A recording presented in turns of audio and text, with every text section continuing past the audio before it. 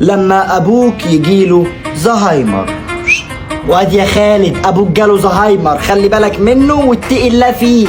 ها بس كده من عيوني. هو فين؟ جوه في الاوضه، خش هون عليه بقى. حاضر.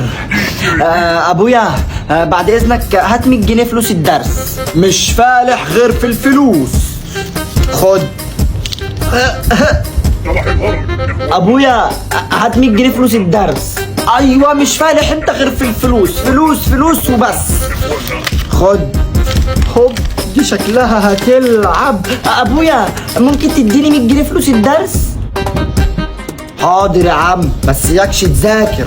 خد حبيبي، ورب تكون حبيبي كده على النظام دوت. بعون الله خلال يومين اجيب العربيه اللي نفسي فيها.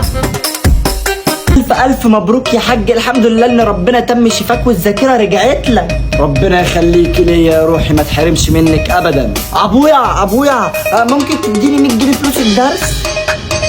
حاسس اني سمعت الجمله دي قبل كده، بس ماشي. خد اديني وانا ضيع.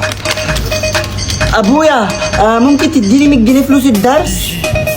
هاي انا كده فهمت. تسمع عن الفشخ؟ انا بقى هخليك تشوفه. يا واد يا خالد بطل تنكش في ابوك بقى. درس ايه اللي عايز له فلوس؟ انت واخد الاجازه بقالك 5 شهور. يلا قول لابوك الحمد لله على السلامه. ايه ده يا ماما؟ هو بابا خف؟ وما قلتليش ليه؟